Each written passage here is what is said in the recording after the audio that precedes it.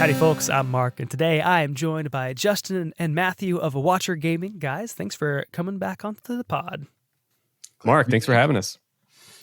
Oh, absolutely. And you are listening to Quick Play, so let's get right into it. So let's say you have just bought a new game. That could be digitally, that could be physically, and for the sake of this hypothetical game you've just bought, let's say it's the game that released like day one. You're out to the store, you just downloaded it at midnight. Walk us through kind of the first steps you take with it. Like, what do you do first? Justin, how about you start us off?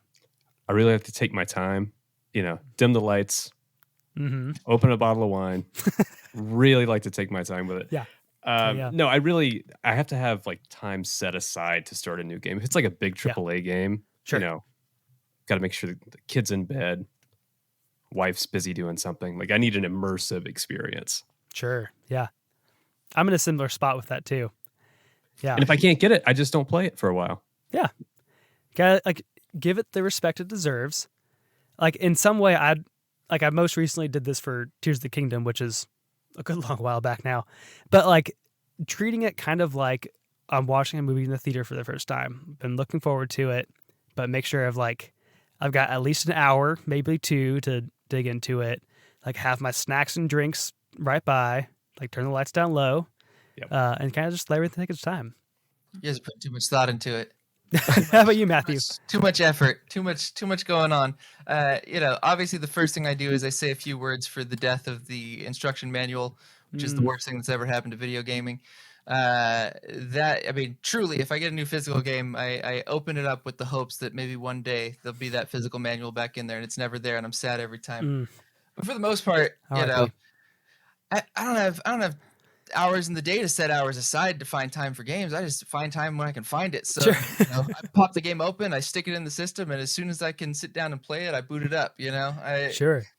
That said, right, there's always exceptions, right? There are the big games. The most recent one that I really took some personal time for was Elden Ring. A while back, and that game, made a whole thing of it, right? Made sure that I had the weekend cleared. Gave myself a couple talked to the wife, explained, hey, I'm gonna need you to carry the load for a few days. I know the toddler's a lot right now, but I need this. It's Elden Ring. Yeah, so it's important. Other than that, for me, it's the game comes out. Did I remember to download it ahead of time? If it was digital, if it's physical, have I updated my PlayStation in a while, or am I going to be, maybe that's the new ritual. The new ritual is turn my PlayStation on the day ahead of schedule to make sure that I've downloaded the most recent firmware, because otherwise I'll be sitting there going, all right, I got an hour to play, hour to download the game plus upgrade the firmware, and I'm asleep. That's exactly That's exactly what happened to me with the new Final Fantasy game. Yeah. So I got it. I created that perfect time where I had a couple of hours to really dig into it. And I put the first disc in, it started to install, and it took like an hour and a half to install. Oh, my word. So night loss. And I haven't gone back to it since. Still haven't played it, Matthew. We've been texting about it a lot. And I still haven't played it. And I got it on release day. Oh, that's a tragedy. It's hard, man. We live in an era where everything's got to be downloaded. I miss the days of putting the PlayStation 1 disc in, sitting down, reading the manual for 20, 30 minutes. Right. I had rituals, right? I had them. I don't anymore because of the way that purchasing games has changed. Yeah. The way that installing games has changed. Like it's really made the experience more one of frustration, I think, starting a new game these days. Yes. Than enjoyment, like it was when, like I said, you open up that crystal case from your Sega Saturn, your PlayStation 1, you stick the disc in, you read the manual for a little bit to make sure you understand the basics, and then boom, whatever the amazing music startup for that system plays, and you're in the game in 10 seconds. I miss those days, but it ain't what it is anymore. Man. Do you think that is as much of like the move to digital, or versus like we're all adults now, we've got way more responsibilities and less time, or a mix of both? Definitely a mix of both. Yeah, I think a mix of both, but I think the move to digital is a huge one, because I think the move to digital really was the death of the instruction manual. It was the Mhm. death of the, though I don't know, but technology was the death of being able to just put the disc in and have it run without, it needing to install some of the game before it can read off the disc. But Yeah. at the same time, like those changes as we've gotten, games have gotten more graphically intense and more, demanding. It's made it so that there's a lot more friction in starting up a new game. Hmm. As a PC gamer, especially, I can't tell you the number of games in the last year I've had to spend, the first night just making sure my drivers were up to date, rolling Oh, back man. drivers if there was an issue with compatibility. Like it's a nightmare out there for PC gaming right now with the way that everything is fractured. Yeah. Nothing's easy these days. It's kind of why I Hmm. gravitate towards indie games, because at least that way you got 20 minutes, you can install it, boot it up, and play a round of something, without having Yeah. to worry too much. Oh, man. Yeah, I've definitely like thought about is like, should I have like, instead of getting this new Xbox, should I have like gone more like a Steam or PC route? And then it's like, I don't want to deal with all this mess. And so I don't know. I might regret it sometime. I did want to eulogize the instruction manual a little bit though, because like growing up, like my new game ritual was the first thing I would do is look at the manual, and usually like before I had my license, like that was in the car on the way home, because that was the way to start even like consuming the game before you could actually like get to a TV.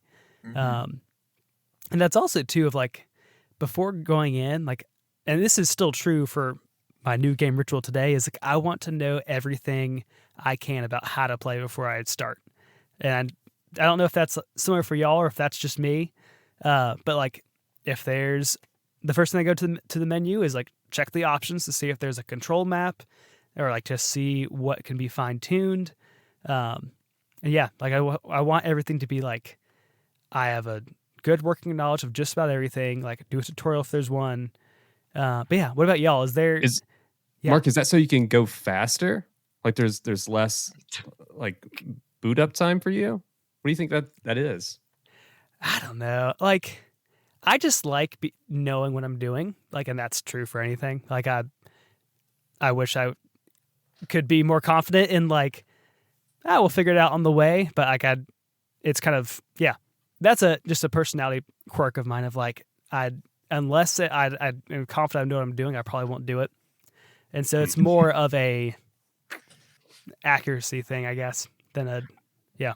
I'm the opposite. I want to go into a game as blind as I possibly can be and just let Yeah. it wash over me. Like Matthew and I have talked about this a lot. I hate walkthroughs. I hate guides. I don't want to play a game that requires me to do any sort of research beforehand. Like it should all come organically as part of the game. Gotcha. Yeah. I like to read, and I like to read previews. I like to read reviews. I like to, I guess, if we're thinking rituals, that's not necessarily a ritual of mine, but I will say that every major game that I'm excited about, like I will devour whatever content comes out for it in the lead up to release, right? Like if the embargo for reviews is a week ahead of time, I've read every review that's come out before that game's, Gotcha. Yeah. made it, and that's just something that I've always done, right? I grew up in the GameFAQs era. I liked to read. I like to read the forums, right? How are other people experiencing the game? Like, what's everyone liking? What's everyone finding? That's really interesting or exciting, or maybe missed by other people. I also, have no qualms with picking up a guide for a game that I want to play that, I know is going to be frustrating, and that is definitely an age thing, right? I don't have the time these days to struggle with a game, so I will typically That's why I just quit. Yeah. Yes, I can't do that. I don't have Easy. that. I don't have that in me. Yeah. So I'll go into a game, blind beyond like impressions and previews and things like that. Like I'll have that knowledge, and then after a while, if I start to get frustrated with the game or feel like I'm not understanding something, I have no problem opening up the Chrome and typing in, top 10 tips for, X game, and just seeing what people have said to try to get some bearings, pull up a guide, check out, chapter 1, what am I missing, just to give me a sense of all that. So that's part of it. And that's just more of me being old and not having a lot of time to figure it out myself these days. No, I totally get that. I feel like I can sympathize with both of y'all's approaches where like for one, Matthew, I don't want to like bang my head against the wall. I've got stuff to do. Like this is how I like rest and relax. Like I don't want to be stressed and confused. Like I'll give it a college try, but then look it up if I'm struggling. But just at the same time, like I want to know what I'm doing, but I don't want to like spoil the experience in kind of the same way of like, I want to have time to dig into it, kind of give it the attention it deserves. Like, I don't want to like, spoiling feels like too strong a word, but I want like the first impression to be as natural as possible. And that's part of why like I dig into the options of like, I don't want to get into it and realize like, the sensitivity is like just way too low. I need to bump that up. I'd rather just start there and run forward. Sure. Well, anything more of like, we have these habits that just how we start new games. Anything more you think is behind those and kind of, what fuels that approach? I think for me, it really is a time thing. Like, how can I block off my day to actually play games? And that's become so much harder lately with having an infant. Yeah. So, it's just for me again those big AAA games. I just want to immerse myself in them. It's just like watching a movie. Mark, you mentioned that, like watching a movie at theater. That's what I really, really want out of these games. You only get these games that come around, maybe once a console generation these days. Sure. We don't get them that often. So I really want to try to squeeze as much as I can out of it. And if something else is going on in the background, I'm distracted. It ruins the experience for me. So I need that like silo to play these games in. Yeah. Absolutely. Matthew, how about you? I guess for me, it's just, this is my primary hobby these days. I don't watch a lot of movies anymore. I read much less than I used to. And so for me, it's how I spend what little downtime I have, researching, the games that I'm interested in playing, looking up guides, watching previews, reviews, that kind of stuff, and just getting myself excited for, the next thing around the corner. Because it's what I enjoy doing with the little free time that I have. So, I put a lot of my time, into that. So in between releases, I'm typically looking forward to whatever's coming out next. I don't spend a lot of time diving into my backlog like I tell myself I should. Right? I've gotten to the point where I've kind of just decided that's there. I can pull into it from time to time if I need it. But these days, I'm really usually focusing on what's next, playing one game at a time, jumping on to the next thing, and dedicating most of my attention to that. So that's what it is for me. It's just a way to kill time when I've got downtime, Yeah. But one thing that occurred to me just now, though, just thinking about new game rituals, I really do enjoy when a new game comes out. Like I remember Metroid Dread. Matthew, we talked about this a lot when that came out. It seemed like everybody on Twitter was playing that game the same weekend, Yeah. So you could sort of like, it was like a 5 or 6 hour game. So you could play through it, hop on Twitter, and have a real time conversation with people about it. It just felt like everybody in the gaming world was experiencing that game at the same time. And I guess X doesn't really have that kind of engagement anymore. But I remember that being a really special moment that, oh man, every Metroid fan in the world is playing this game right now, and we're all talking about it together. That was a really, not exactly in the same kind of way as we're talking about some of these other rituals, but that used to be a ritual for me. Yeah. Real time online conversations. That makes total sense. Like even thinking of the question of like, I thought of what happens before you start the game and as you start it, like there's plenty more of that happens like even after you finish it. And it's cool to think about like that community aspect being a part of that ritual. Yeah. Well, nice. Any other thoughts before we start closing up shop? That about does it for me. Well, our time is short, but before we go, one final question, and then our final segment too. But have y'all ever taken a day off from work or school to play a new game? More than a few times. I'm not gonna lie. Every time Final Fantasy XIV expansion comes out, I usually take a long weekend because I know I'm going to spend a week leveling up and going through the story mode. So that's been a tradition for the last 3 or 4 years at this point. Probably will be the same this year when the new Dawn Trail expansion comes out. So yeah. Nice. I haven't. Really? I've always thought about it, but Yeah. I can't be sure that my physical game is actually going to be delivered on that day, Sure. And then you go out to the Target or whatever, and they don't have a physical copy there yet. It drives me nuts. I'm not big on digital releases anymore, so I feel like I can't plan it.